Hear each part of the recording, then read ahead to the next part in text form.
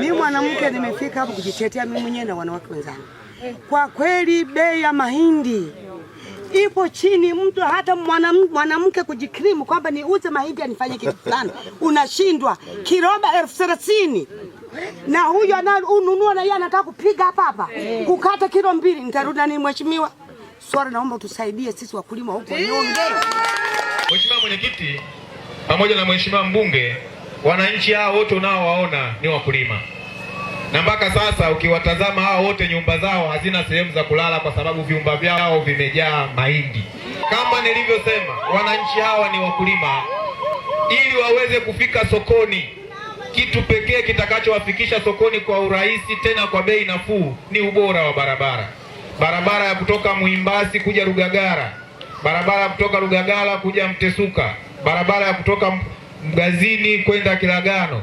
Sema neno na nafsi zao zipate kupona. Sisi ni wakulima wa mahindi. Maisha yetu yanategemea kilimo cha nini? Mahindi. Na ili tuendelee kuishi katika sekta ya kilimo, mahindi yale tunayoyazalisha kwa wingi lazima tuyauze. Lakini mnunuzi mzuri wa mahindi sisi tunajua ni serikali. Kweli si kweli? Kweli. Ndio mwenye bei nzuri kuliko wengine.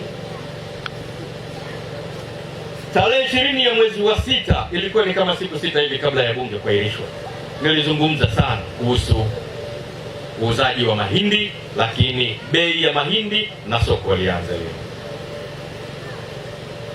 Na Mheshimiwa Waziri alituahidi kwamba serikali inakwenda kununua mahindi, na ni kweli serikali inakwenda kununua mahindi.